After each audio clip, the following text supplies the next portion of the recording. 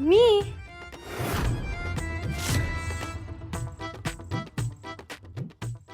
तू आरजेच्या क्लासला जातेस पिहू? नाही, मी आईला सांगत होते मला आरजेचा क्लास जॉईन करायचा आहे, त्याबद्दल आम्ही बोलत होतो.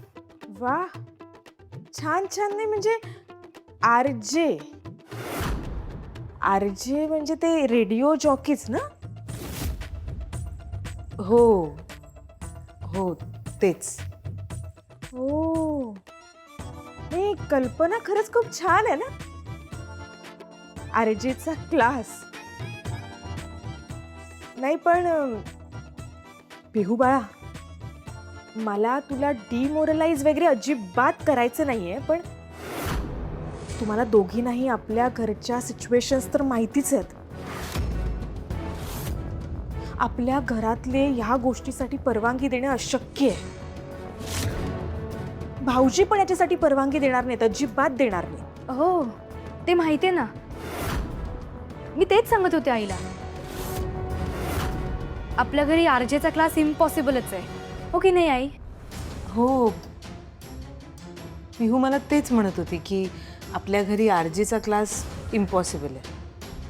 नाही पण जर तुम्ही दोघीही म्हणत असाल ना, तर एकदा भाऊजींशी बोलून बघूया का? नाही नको.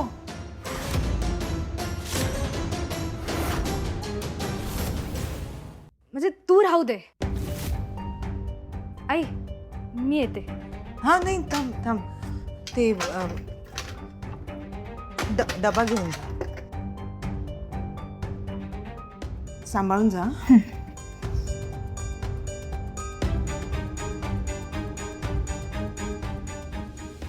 अनु, हा ही काय नवीन खूळ आहे आता? काय? पिहूचा नाही, काही नाही वहीन, ते मुलांचं ते कपडे बदलण्यासारखं आहे, कधी हे तर कधी ते. मी बोलले तिला की तुला नाही जमणार. नाही, बरोबरच केलंस तू. वाईट वाटून घेऊ नको अनु, पण खरंच तू प्रथमला जरा जास्त सूट दिली होतीस ना. बघितलंस ना प्रथमने काय केलं ते. उद्या असं नको व्हायला की पिहूने पण असं. नाही नाही वहिनी, माझी पिहू असं काहीही करणार नाही, खात्री आहे माझी. मी एक गोष्ट ना माझ्या मनातनं जातच नाही. काय? प्रथम बद्दल तिचे रिपोर्ट्स कोणी बदलले असते. अनु, अगं प्रथम घरी आलाय ना आता, सोडून द्या ग, हे सगळे विचार सोडून द्या. नाही सोडू शकत वहिनी, आई आहे मी, आणि त्या सगळ्या प्रकरणामुळे माझ्या प्रथमला खूप त्रास झाला. ज्या दिवशी मला कळेल की ती व्यक्ती कोण आहे, ज्यांनी ते रिपोर्ट्स बदललेत, त्या दिवशी त्या व्यक्तीला कळेल की ही अनुप्रिया काय आहे.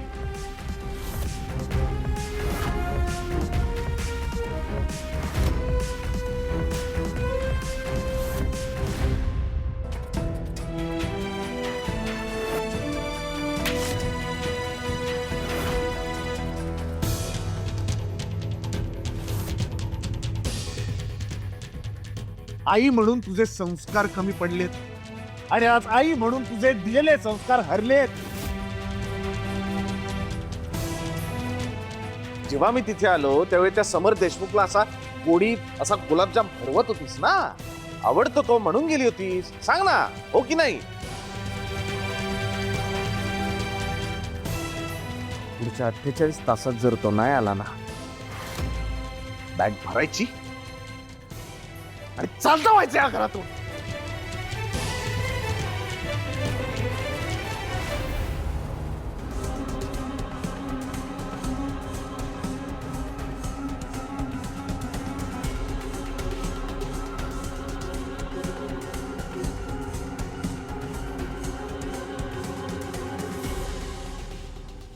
कालपासून मला तुझ्याशी जरा बोलायचंय. हो ऐका ना, मला पण तुमच्याशी काहीतरी बोलायचं.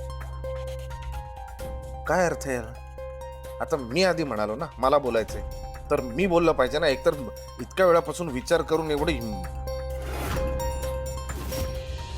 एवढी काय? एवढी काय एवढी? एवढी कुठं बिझी असतेस तू? एवढी कुठे बिझी असतेस तू? केव्हापासून वाट बघतोय मी इथे तुझी. एवढी कुठे बिझी होतीस तू? मला बोलायचं काहीतरी महत्वाचं, त्यासाठी थांबलोय ना मी इथे. मला पण बोलायचं काहीतरी. माझं महत्वाचं आहे ना. मला माहितीये तुम्ही काय बोलणार आहात ते. तुला माहिती? चल, तुला खरंच माहितीये? हो मला माहितीये तुम्ही काय बोलणार आहात ते. ते लोक म्हणतात ते खरं आहे का? मग तू अन्यायाविरुद्ध लढणारी अशी एक सुपर वुमन वगैरे तू आहेस. मग तुला असं समोरच्याच्या डोक्यातलं असं केलं की लगेच कळतं. खरं आहे का ते? हे बघा, ते बाकीचे लोक काय म्हणतात ना, हे माझ्यासाठी महत्वाचं नाही. पण तुम्ही काय म्हणता, तुम्हाला काय वाटतं माझ्याविषयी, हे जास्त मॅटर करतं. दृष्ट काढू का ग तुझी? हा, हे कळतंय ना. मग आता मगतपासून मी बोलतोय तर बोलू दे ना मला. हा बरं बोला बोला. आज ना तुमच्या तोंडून माझ्याबद्दल मी भरभरून कौतुक ऐकून घेणार. बोल.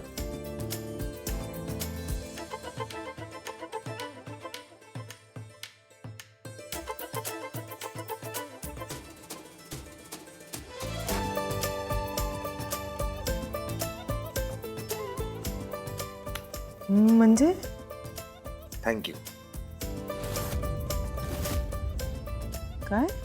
खरंच मनापासून थँक्यू.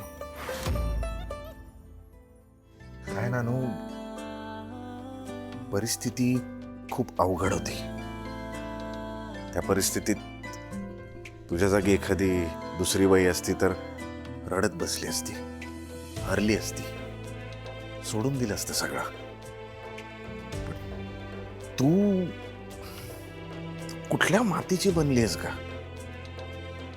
तू लढलीस शेवटपर्यंत. तू जिद्द सोडली नाहीस. तू हट्ट ठेवलास की नाही, मी माझ्या प्रथमला घरी घेऊन येणार, आणि घेऊन आलीस. आज प्रथम या घरात आहे, त्याला कारणीभूत फक्त तू आहेस. आणि या गोष्टीसाठी मनापासून थँक्यू. आणि सॉरी यासाठी.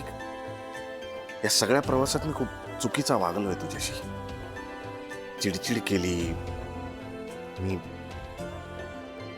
नव्हतं करायला पाहिजे. मी चुकलं माझं. माफ कर मला. अहो मला काहीतरी सांगायचं तुम्हाला. नाही पण थांब, अजून माझं पूर्ण नाही झालंय.